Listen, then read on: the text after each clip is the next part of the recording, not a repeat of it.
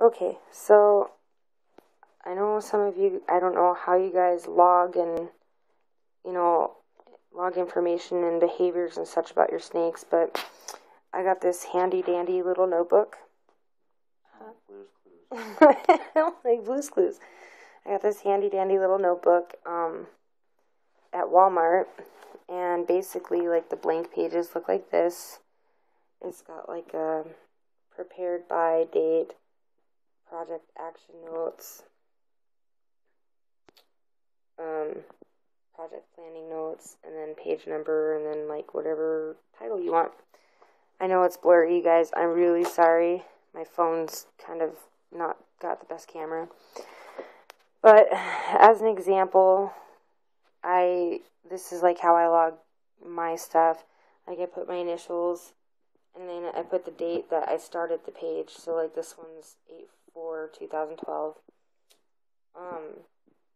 And then I'll put my snake's name, their gender, what kind of snake they are, and then the page number. I know it seems ridiculous, but if I was to ever sell Bella or have a clutch from her, more people than not are interested in knowing as much as they can about the parents or the snake that they're going to acquire.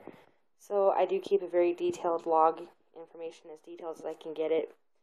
The first thing I do when I get a snake is I put down like any information I know about them. So if I know when they were hatched, when I bought them, where I bought them, how much they weigh, and then any special notes. And then I kind of just go from there, you know, like this one, I put that she was pre-owned and turned in, and when she was last fed. And obviously the back page is page 2, you know, and then I do that for each of my snakes. At the end of the year, I take, like, this is for Bella, this page is for Junior, I have one for Dante, my new Colombian, and then Marvin, who I'm getting tomorrow. I've also got one for my frogs and my other snakes. But basically at the end of the year, I'll take all these pages, I'll take Bella's all out of hers, and I'll staple them together, and I'll put a little thing on it that says 2012. And then I just kind of organize them and keep them organized like that. Then people, you know, if they ever have any questions, I can document everything, get copies of all my documents and such. If I buy them from a pet store, I keep my receipts all back here. So there's a proof of purchase, you know. Some people get crazy. I just want to know all kinds of information. So that's my logbook and my fact sheets and stuff, like how I do it. Everybody has their own system. My husband has pointed out that I kind of do it retardedly. Some people out there may agree.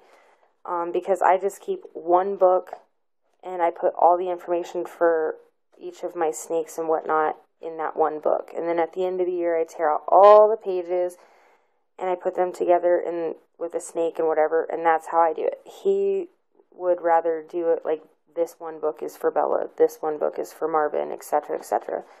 Good idea, but it's just easier for me to keep track of if I just do it this way. So like I said, each to their own, everyone has their own way, and that's how I do it. So, you know, for people who don't know like what kind of information is important to log, I log every time I feed them, what I fed them, how they did. I log any special behavior, different behavior, antsy behavior, etc.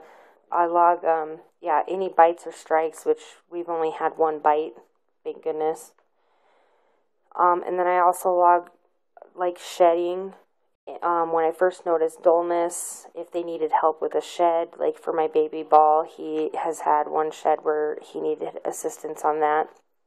If they get sick or they get an upper respiratory or anything, which we haven't had that happen yet, that's something that you'd want to log. What you did to take care of it, anytime you bathe it, anything you can think of to log is a good thing to log. If you think, should I log this? You probably should, because that's just going to be that one other person out there that may be wanting to buy your snake if you're selling it, or get a snake out of a clutch from that snake, and they're going to want to know that information, believe it or not, as ridiculous as it may seem. As a person who buys snakes pretty much once a week, once every month, something to that effect. It just kind of differs on my money, my space, and my ability to take care of our animals.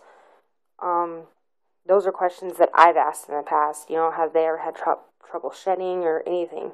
So if you think you might have to, you probably should. So feel free to leave a comment, ask questions. It may take me a couple days to get to my comments, but I will respond back to them.